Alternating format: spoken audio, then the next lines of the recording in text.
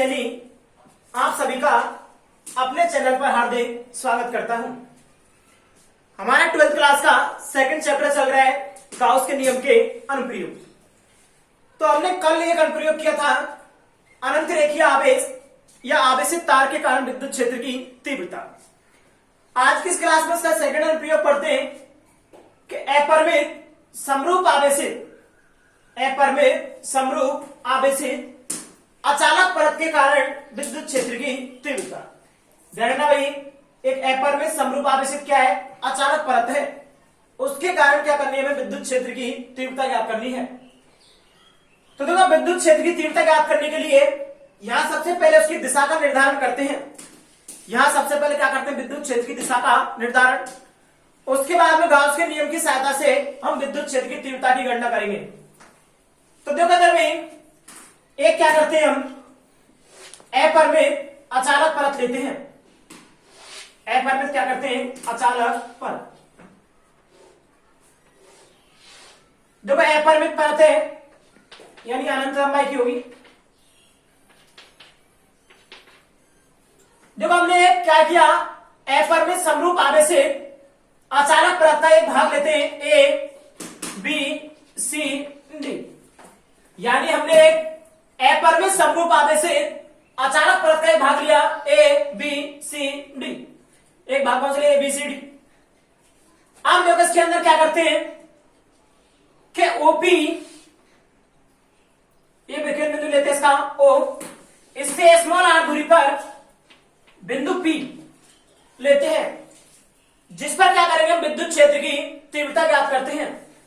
यानी ओपी बराबर कितनी? आर दूरी पर एक बिंदु पी लिया हमने, जिस पर क्या करते हैं? विद्युत क्षेत्र की तीव्रता। तो देखो क्या लिखेंगे भाई कि चित्रानुसार एक अपरिमित समरूप आवेशित अचालक परत का भाग ए बी सी डी लेते हैं, जिसका अपने पास ओपी बराबर आर दूरी पर एक बिंदु पी लेते हैं। यानी अपने पास परत के बाहर का लेते हैं बिंदु पी, जिस पर हम विद्युत क्षेत्र की तीव्रता ज्ञात करते हैं। अब देखो बिंदु पी पर विद्युत क्षेत्र की तीव्रता ज्ञात करने के लिए इस ओ के दोनों ओर समान दूरी ले लें, मान चलो एल। उस पर दो अल्पांश भाग लेते हैं, ए1 में ए2। दो अल्पांश भाग लेते हैं ए1 में ए2। उन दोनों अल्पांश भाग के कारण बिंदु पी पर क्या निकालते हैं? विद्युत क्षेत्र की तीव्रता। तो मान लेते हैं जो बिंदु ए है उसके कारण विद्युत क्षेत्र की तीव्रता मान लेते हैं डी E1, तथा जो बिंदु क्या है? A2 है, उसके कारण विद्युत क्षेत्र की तीव्रता मान लेते हैं डी E2। हमने क्या कहा भाई कि दो अल्पांश भाग ले लिए A1 और A2, उनसे बिंदु P, ये क्या बिंदु यहां पर भाई P, जिस पर विद्युत क्षेत्र की तीव्रता ज्ञात करेंगे। तो A1 से बिंदु P के कारण, A1 के कारण बिंदु P पर विद्युत क्षेत्र की तीव्रता कितनी मान ली हमने? D1। A2 के कारण बिंदु P पर विद्युत क्षेत्र की तीव्रता कितनी मान ली हमने? DE2। अब देखिए हम D1 और DE2 ये दोनों परिमाण में कैसी होंगी? समान। यानी mod of DE1 is equal to कितना होगा? Mod of DE2। यानी दोनों विद्युत क्षेत्र की तीव्रता है, दोनों अल्पांश भाग A1 और A2 के कारण D1 और D2 वो परिमाण में कैसे होंगी? समान। भाई देखो दूरी भी समान है, अपने पास आवेश भी कैसा होगा? समान। तो यहां पर विद्युत क्षेत्र की तीव्रता का परिमाण में कैसा हो गया? समान। लेकिन उनकी दिशा या उनकी क्रिया रेखा, उनकी दिशा या क्रिया रेखा कैसी भाई? अलग अलग है। देखो कैसी है? अलग अलग। इसलिए इनका परिणामी विद्युत क्षेत्र ज्ञात करने के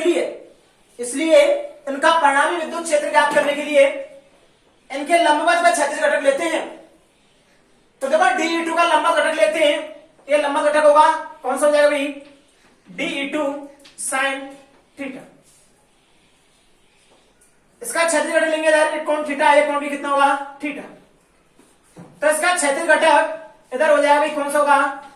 DE2 cos थीटा, क्योंकि लंबवत घटक में sin थीटा लगाते हैं और क्षैतिज में क्या लगाते हैं? cos। D1 का लंबवत घटक लेते हैं, तो D1 का लंबवत घटक कहां होगा? नीचे की ओर, DE1 sin थीटा। sin इसका भी क्षैतिज घटक कहां होगा भाई? बाहर की ओर, या इस दिशा में हो जाए कितना? DE1 cos theta. आप देखो क्या किया, इसकी भाषा कैसे लिखते हैं भाई कि चित्रानुसार एक अपरिमित समरूप आवेशित, चित्रानुसार एक अपरिमित समरूप आवेशित अचालक परत का भाग ABCD लेते हैं। भाग कौन सा लेते हैं? ABCD, जिससे अपने पास OP बराबर R दूरी, यानी इसके मध्य बिंदु O से R दूरी पर बिंदु क्या ले लेते हैं हम? P, जिस पर क्या करते हैं? विद्युत क्षेत्र की तीव्रता ज्ञात करते हैं, विद्युत क्षेत्र की तीव्रता में ज्ञात करनी है। तो जो इस बिंदु P पर विद्युत क्षेत्र की तीव्रता ज्ञात करने के लिए 2/5 भाग A1 by A2 लेते हैं। 2/5 भाग कौन से लेते हैं? A1 by A2, जिनके कारण विद्युत क्षेत्र की तीव्रता क्रम से DE1 by DE2 है। जिनके कारण विद्युत क्षेत्र की तीव्रता क्रम से कितनी है भाई? DE1 by DE2, जो कि परिमाण में समान है, जो कि परिमाण में कैसी है? समान, लेकिन इनकी क्रिया रेखा या दिशा कैसी है? अलग अलग, यानी भिन्न भिन्न है। इसलिए इनके कारण परिणामी विद्युत क्षेत्र ज्ञात करने के लिए, यानी इनके कारण बिंदु P पर परिणामी विद्युत क्षेत्र ज्ञात करने के लिए इनके लंबवत व क्षैतिज घटक लेते हैं। इनके कौन से घटक लेते हैं? लंबवत व क्षैतिज घटक लेते हैं। तो देखो इनके लंबवत घटक D1 sin theta by DE2 sin theta परिमाण में समान होंगे, लेकिन दिशा में कैसे? विपरीत। परिमाण में समान लेकिन दिशा में विपरीत होने के कारण निरस्त हो जाते हैं, यानी कैंसिल हो जाते हैं। भाई जितना ऊपर उतना नीचे, तो क्या हो जाएंगे? कैंसिल। लेकिन क्षैतिज घटक D1 cos theta by DE2 cos theta परिमाण में भी समान है और दिशा में भी कैसे? समान, इसलिए परस्पर क्या होते हैं? जुड़ जाते हैं। इसलिए परस्पर क्या होते हैं? जुड़ जाते हैं, जिनके कारण परिणामी विद्युत क्षेत्र की तीव्रता प्राप्त होती है। यानी क्षैतिज घटकों के कारण हमें क्या होती है? परिणामी विद्युत क्षेत्र की तीव्रता प्राप्त होती है। तो इस प्रकार इसके कारण विद्युत क्षेत्र की दिशा कहां होगी? इस पृष्ठ के लंबवत कहां होगी? OP दिशा में। इसी प्रकार 2/5 भाग लिए। इसी प्रकार इस संपूर्ण अचालक परत को, इस संपूर्ण अचालक परत को क्या करते हैं हम? इसी प्रकार के 5 भागों में विभाजित कर लेते हैं। तो इसी प्रकार हमें विद्युत क्षेत्र की दिशा उस बिंदु P को और इस पृष्ठ से या परत से मिलाने वाली लंबवत दूरी के अनुदिश होती है।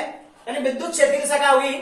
उस बिंदु P से उस पृष्ठ को मिलाने वाली लंबवत रेखा के अनुदिश होगी। तो देखो इधर भाई इसकी भाषा में दोबारा सुनते हैं एक बार, इसकी भाषा कैसे ले सकते हैं कि चित्रानुसार एक अपरिमित समरूप आवेशित अचालक परत का भाग ABCD लेते हैं, जिसके अपने पास मध्य बिंदु O से स्मॉल r दूरी पर क्या लेते हैं? बिंदु P लेते हैं, जिस पर विद्युत क्षेत्र की तीव्रता ज्ञात करते हैं। बिंदु P पर विद्युत क्षेत्र तीव्रता ज्ञात करने के लिए 2/5 भाग A1 by A2 लेते हैं, जिनके कारण विद्युत क्षेत्र की तीव्रता DE1 by DE2 है, जो कि परिमाण में समान लेकिन दिशा में भिन्न भिन्न है। इसलिए परिणामी विद्युत क्षेत्र की तीव्रता ज्ञात करने के लिए इनके लंबवत व क्षैतिज घटक लेते हैं। तो इनके लंबवत घटक D1 sin theta by DE2 sin theta परिमाण में समान लेकिन दिशा में विपरीत है, इसलिए परस्पर निरस्त हो जाते हैं। जबकि क्षैतिज घटक D1 cos theta by DE2 cos theta परिमाण में समान और दिशा में कैसे? समान, इसलिए जुड़ जाते हैं, जिनके कारण परिणामी विद्युत क्षेत्र की तीव्रता प्राप्त होती है। इसी प्रकार संपूर्ण अचालक परत को इसी प्रकार के हम 5 भागों में विभाजित कर सकते हैं, जिनके कारण विद्युत क्षेत्र की दिशा बिंदु P तथा पृष्ठ को या अचालक परत को मिलाने वाली रेखा की अनुदिश क्या होगी? लंबवत प्राप्त होती है। यानी दिशा कहां होगी? विद्युत क्षेत्र की OP दिशा में। ये थी अपने विद्युत क्षेत्र की दिशा का निर्धारण। अब देखो हमने दिशा का निर्धारण कर लिया कि अचालक परत के कारण विद्युत क्षेत्र की दिशा कहां होती है। अब क्या करते हैं भाई? विद्युत क्षेत्र की तीव्रता निकालते हैं अचालक परत के कारण। तो देख क्या करते हैं भाई, हम एक समरूप आवेशित अचालक परत लेते हैं, अपरिमित, ये अपरिमित होगी भाई, अंत लंबाई कर दी। अब देखो हमने क्या है, वो इसका भाग लेते हैं A B C D। वो इसका क्या भाग लेते हैं? A B C D। हमने कहा समरूप आवेशित है, इसे क्या करते हैं? प्लस क्यू आवेश दे देते हैं। समरूप आवेशित है तो वो आवेश क्या होगा? इसके संपूर्ण आयतन में या संपूर्ण पृष्ठ पर एक समान रूप से क्या होगा? वितरित। क्या कहा हमने? समरूप आवेशित है तो वह आवेश इसके संपूर्ण पृष्ठ पर एक समान रूप से क्या होगा, वितरित, एक समान रूप से वितरित कर दिया। अपरिमित समरूप आवेशित और अचानक परत होगी। अब उसके कारण क्या करनी है, विद्युत क्षेत्र की तीव्रता याद करनी है, किसके नियम से, गाउस के नियम से। अब देखो गाउस के नियम से विद्युत क्षेत्र की तीव्रता याद करने के लिए एक बंद पृष्ठ की क्या करते हैं, हम कल्पना करते हैं। तो देखो यहां पर क्या करते हैं, हम एक बेलनाकार बंद पृष्ठ की कल्पना करते हैं। एक बेलनाकार बंद पृष्ठ की क्या कर लेते हैं, कल्पना। ये हमने बेलनाकार पृष्ठ लिया है, बंद बेलनाकार पृष्ठ की क्या कर ली, कल्पना। इसे देखो बेलनाकार पृष्ठ, इसको तीन भागों से बना मान सकते हैं, ये S1, ये S2 और मध्य वाला भाग कौन सा हो जाएगा, S3। मध्य वाला भाग कौन सा हो गया, S3। यानी दो वृत्तीय भाग हो गए और एक मध्य वाला कौन सा हो गया, वक्र पृष्ठीय भाग।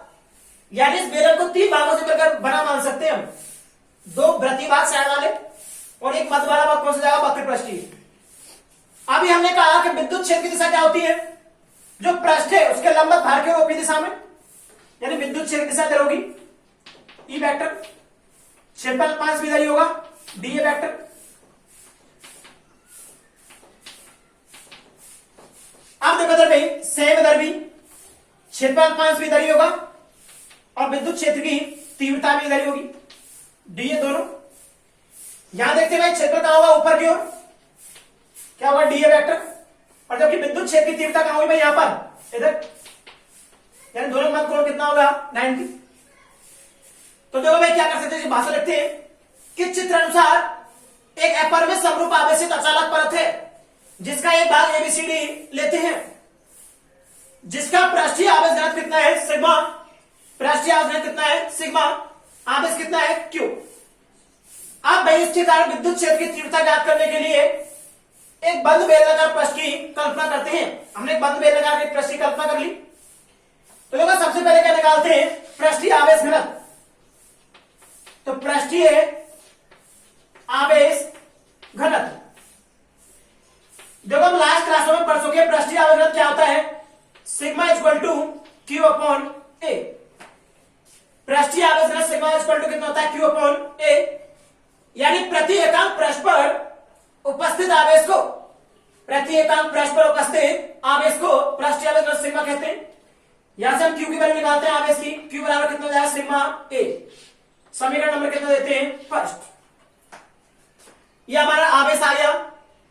अब क्या करते हैं भाई, हम गाउस के नियम से विद्युत क्षेत्र की तीव्रता निकालते हैं। तो गाउस का नियम लगाते हैं कि गाउस के नियम से, गाउस के नियम से हम गाउस के नियम से जानते हैं, बंद integration E vector dot D A vector equal to कितना होता है, sigma Q upon epsilon not. Sigma Q upon कितना होता है, एप्सिलॉन नॉट। ये गाउस के नियम से फॉर्मूला होता है, बंद समाकलन E vector dot D A vector equal to summation Q upon epsilon not. अब देखो क्या करते हैं, हम तीन प्रश्न माने इस बेलन को, S1, S2 और S3। तो संपूर्ण बेलन के लिए निकाले, लेकिन भाई संपूर्ण बेलनाकार, संपूर्ण बेलनाकार पृष्ठ के लिए, पृष्ठ के लिए देखो संपूर्ण बेलनाकार पृष्ठ के लिए क्या होगा भाई, S1 के लिए अलग तोड़ देते हैं, S1 ई वेक्टर डॉट कितना हो गया, डी वेक्टर प्लस S2 कर देंगे अब, ई वेक्टर डॉट कितना हो जाएगा, डी ए वेक्टर प्लस किसके लिए भाई, तीन पृष्ठ है, S3 कितना हो जाएगा, E vector dot D A vector equal to आवेश कितना टोटल क्यू अपन कितना हो जाएगा, एप्सिलॉन नॉट। डॉट यानी आदेश गुणनफल हो रहा है, डॉट आदेश गुणनफल आता क्या आता है, cos थीटा। तो कर देते हैं भाई, यहां पर क्या होगा, बंद integration S1 E D A cos theta plus बंद integration S2 E D A cos theta plus बंद integration S3 E D A cos theta equal to कितना होगा, क्यू अपॉन एप्सिलॉन नॉट। जहां पर थीटा क्या है, ई और डी ए के मध्य क्या है, कोण, यानी विद्युत क्षेत्र की तीव्रता और क्षेत्रफल सदिश के मध्य का क्या है, कोण। अब देखो भाई S1 और S2, S1 S2 में दोनों में देखते हैं कि विद्युत क्षेत्र की तीव्रता और क्षेत्रफल सदिश दोनों क्या है, समान दिशा में है। तो देखो S1 मैं S2 पृष्ठ के लिए S2 पृष्ठ के लिए देखो भाई S1 में S2 पृष्ठ के लिए क्या होगा, E वेक्टर में DA वेक्टर समान दिशा में है, समान दिशा में है, अतः थीटा इक्वल टू कितना हो जाएगा 0 डिग्री। जब समान दिशा में है तो दोनों का मध्य कोण कितना होगा 0 डिग्री। सेम किस लिए निकालते भाई, S3 पृष्ठ के लिए, S3 पृष्ठ के लिए देखो S3 पृष्ठ के लिए क्या हुआ, ये S3 पृष्ठ है, क्षेत्रफल 5 ऊपर है, विद्युत क्षेत्र तो इधर है, कोण कितना हुआ 90। तो लिख देंगे भाई E वेक्टर पे DA वेक्टर लंबवत है, परस्पर कैसे भाई लंबवत, अतः थीटा इक्वल टू कितना हो जाएगा भाई 90 डिग्री। वैल्यू रखते ऊपर भाई, तो बंद इंटीग्रेशन कितना हो जाएगा S1 EDA cos 0 plus S2 के लिए भी कितना होगा भाई EDA cos 0 प्लस S3 कितना होगा EDA cos कितना हो जाएगा भाई 90 बराबर कितना हो जाएगा Q upon epsilon not. cos 0 मान वैल्यू कितनी होगी 1 और cos 90 वैल्यू कितनी होगी 0। तो देखो कि 1 वैल्यू होगी तो कितना होगा भाई E, हम विद्युत क्षेत्र कितना बाहर निकाल लेते हैं E, बंद इंटीग्रेशन S1 कितना होगा भाई DA प्लस E को भी हमें बाहर निकाल लेते हैं, बंद इंटीग्रेशन S2 कितना हो जाएगा भाई DA प्लस कितना हो जाएगा 0 बराबर कितना होगा Q अपॉन एप्सिलॉन नॉट। देखो DA क्या है 5 क्षेत्रफल है दोनों वृत्तीय भागों का, यहां पर S1 कितना संपूर्ण भाग कितना हो जाएगा भाई S1 मान लेते हैं, इसका कितना मान लेते हैं S2। तो देखो भाई E बराबर कितना हो जाएगा, इसका भाई कितना हो जाएगा S1 प्लस इसका कितना हो जाएगा भाई E S2 बराबर कितना होगा Q अपॉन एप्सिलॉन नॉट। लेकिन देखो S1 और S2 दोनों कैसे होंगे बराबर, दोनों क्षेत्र वृत्तीय भाग, चूंकि S1 बराबर कितना है भाई S2 बराबर कितना मान लेते हैं हम S, तो क्या हो जाएगा भाई ES प्लस ES कितना हो जाएगा 2ES, या अपने पास इसका क्षेत्रफल कितना मान लेते हैं, इसका A1 मान लेते हैं, कितना मान लेते हैं A2। आप देखो कितना हो गया भाई 2E कितना हो गया S, या तो क्षेत्रफल का मान है, क्षेत्रफल देखो कितना माना Q बराबर सिग्मा कितना माना था यहाँ पर A। आप देखो इधर भाई यहाँ पर कितना मान सकते हैं, इसके लिए पहले प्रश्न के लिए कितना जाता S1 S2 बराबर कितना मान लेते हैं, दोनों का भाग, दोनों समान है तो क्षेत्रफल कितना मान ले A, तो कितना हो गया 2A EA इक्वल टू कितना हो जाएगा Q अपॉन एप्सिलॉन नॉट। किसकी वैल्यू चाहिए हमें Q का मान रखते हैं समीकरण 1 से, समीकरण 1 से Q का मान रखने पर, समीकरण 1 से किसका मान रखते हैं Q का, तो क्या हो जाएगा 2E A equal to Q का मान देखो कितना है sigma A, sigma A upon कितना हो जाएगा एप्सिलॉन नॉट, A से A कैंसिल हो गया, देखो E बराबर कितना जाएगा सिग्मा अपॉन 2 एप्सिलॉन नॉट। तो देखते हैं भाई यहां पर कि E बराबर कितना आ गया सिग्मा अपॉन 2 एप्सिलॉन नॉट। ये क्या आती है विद्युत क्षेत्र की तीव्रता, यहां पर समीकरण दे देते हैं कितना 2, यानी समरूप आवेशित अचालक परत के कारण क्या है विद्युत क्षेत्र की तीव्रता। तो देखो विद्युत क्षेत्र की तीव्रता कितनी है अचालक परत के कारण E बराबर सिग्मा अपॉन 2 एप्सिलॉन नॉट। अब देखो क्या करते हैं भाई हम इसको सदिश रूप में लिखते हैं, तो देखो सदिश रूप में यदि सदिश रूप में लिखे विद्युत क्षेत्र की तीव्रता को, तो E वेक्टर इक्वल टू एकांक सदिश का क्या कर देते हैं गुणा सिग्मा अपॉन 2 एप्सिलॉन नॉट कितना कर देते हैं n के, समीकरण कितना दे देंगे 3 लिख देंगे, जहां n के बराबर क्या है एकांक सदिश हो गया। अब देखो भाई यहां पर E विद्युत क्षेत्र की तीव्रता और पृष्ठीय आवेदन सिग्मा के मध्य संबंध देखे कैसा है समानुपाती। एक चीज देखे यहां से भाई हम कि समीकरण 3 से या 2 से देखे तो यहां पर जो विद्युत क्षेत्र की तीव्रता होती है वो दूरी पर निर्भर नहीं करती है।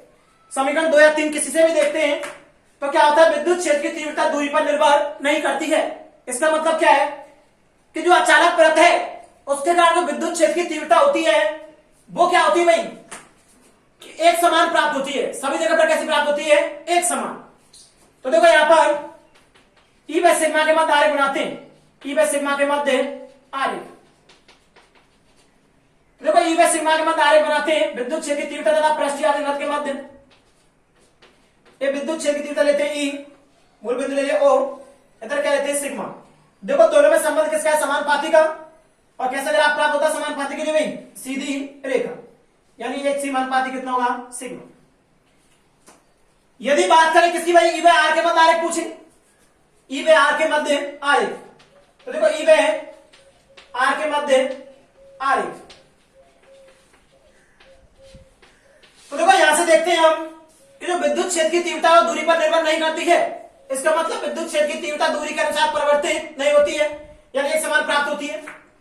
तो देखो ग्राफ कैसे बनेगा भाई, ये हो गया अपने पास दूरी r लेते हैं बिंदु O, इधर विद्युत क्षेत्र की तीव्रता E, तो देखो कैसा प्राप्त होगा ये,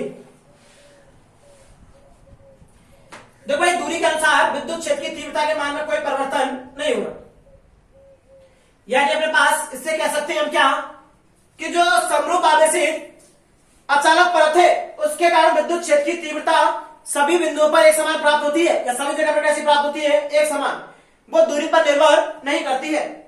तो देखो क्वेश्चन पूछा जा सकता है एक नंबर में क्या कि समरूप आवेशित जो अचालक परत है उसके कारण विद्युत क्षेत्र की तीव्रता दूरी के अनुसार किस प्रकार परिवर्तित होती है, दूरी के अनुसार किस प्रकार परिवर्तित होती है, तो देखना दूरी के अनुसार परिवर्तित नहीं होती है, या विद्युत क्षेत्र की तीव्रता और दूरी के मध्य क्या पूछे, आरेख, तो ये आरेख बना दे, इससे समझ में आ जाएगा विद्युत क्षेत्र की तीव्रता दूरी के अनुसार परिवर्तित नहीं होती है।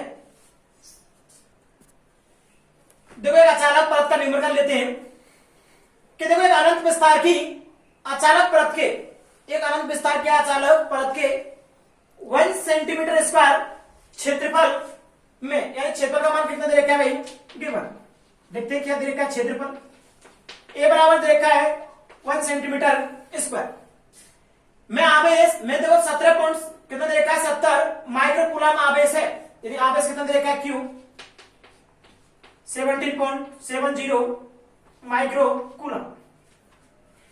परत के निकट वायु में विद्युत क्षेत्र की तीव्रता क्या करनी है, यानी परत के निकट वायु में क्या करनी है, विद्युत क्षेत्र की तीव्रता।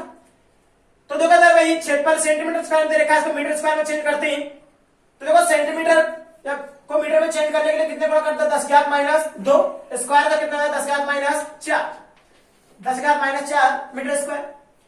यहां पर माइक्रो कूलम से कूलम में चेंज करते हैं, तो माइक्रो कूलम को कूलम में चेंज करते हैं, 10⁻⁶ क्या करते हैं गुणा, तो 17.70 इंटू 10⁻⁶ क्या हो जाएगा कूलम। हमें देखो क्या निकालनी है, विद्युत क्षेत्र की तीव्रता, तो विद्युत क्षेत्र की तीव्रता सारा परत कारण निकालनी, डेरिवेशन अभी हमने E बराबर कितना था, sigma upon 2 epsilon not, E बराबर कितना था, सिग्मा अपॉन 2 एप्सिलॉन नॉट। किसकी वैल्यू चाहिए हमें, सिग्मा की, तो देखो क्या निकालेंगे सिग्मा पहले कि पृष्ठीय आवेश घनत्व, हमने कहा जो अचानक परत है उसके कारण विद्युत क्षेत्र की तीव्रता का फॉर्मूला निकलता है, वो किसके रूप में निकलता है, पृष्ठीय आवेश घनत्व। इसलिए सबसे पहले क्या निकालते हैं, पृष्ठीय आवेश घनत्व, तो पृष्ठीय आवेश घनत्व सिग्मा बराबर कितना होगा, Q अपॉन A। वैल्यू रखते हैं, Q की वैल्यू रखो कितनी है, 17.70 इंटू 10⁻⁶ अपॉन क्षेत्रफल की वैल्यू रखो 10⁻⁻ कितनी है 4, कूलम नीचे कितना हो जाएगा मीटर स्क्वायर, नीचे से 10⁻⁴ को ऊपर ले जाएंगे प्लस में हो जाएंगी, तो देखो 10⁻⁻⁶ किसकी है, माइनस की है, और 10⁻⁴ किसकी हो जाएगी प्लस की, तो सिग्मा बराबर कितना आएगा 17.70 इंटू कितना आएगा भाई 10⁻⁻ कितना आ जाएगा -2, मात्रा क्या होगा कूलम अपॉन मीटर स्क्वायर। तो देखो ये क्या निकल गया, पृष्ठीय आवेश घनत्व। हमें निकालनी क्या है, विद्युत क्षेत्र की तीव्रता, तो क्या लिखेंगे, विद्युत क्षेत्र, विद्युत क्षेत्र की तीव्रता निकालनी है, विद्युत क्षेत्र की तीव्रता। देखो विद्युत क्षेत्र की तीव्रता का फॉर्मूला होता है E बराबर sigma upon 2 epsilon not. Value रखते हैं, सिग्मा की वैल्यू कितनी है भाई 17.70 इंटू 10⁻⁻ कितनी देखी है 2 अपॉन 2, एप्सिलॉन नॉट की वैल्यू जानते हैं कितनी होती है भाई 8.85 इंटू 10⁻⁻ कितनी होती है 12। देखो भाई नीचे से 12 को ऊपर ले जाएंगे, किसमें प्लस में कितनी बचेगी 10⁻10, 2 इंटू कितना करते हैं 8.85 करते हैं, कितना है 17.70, यानी क्या आता है E बराबर 17.70 इंटू कितना हुआ 10⁻10 अपॉन कितना हुआ भाई 2 इंटू 8.85 को गुणा करते हैं 2 से कितना आएगा 17.70, तो ई बराबर कितना आएगा 17.70 अपॉन 17.70 इंटू कितना आएगा 10 टू द पावर 10 कैंसिल हो गया आपस में। तो ई इक्वल टू कितना आएगा भाई 10 टू द पावर 10 मात्रक पता है क्या हो जाएगा कूलम बटे कितना हो जाएगा भाई देखो इसका मीटर स्क्वायर था विद्युत क्षेत्र की तीव्रता है क्या हो जाएगा न्यूटन पर कूलम मात्रक क्या होगा विद्युत क्षेत्र की तीव्रता मात्रक न्यूटन पर कूलम ये हमारा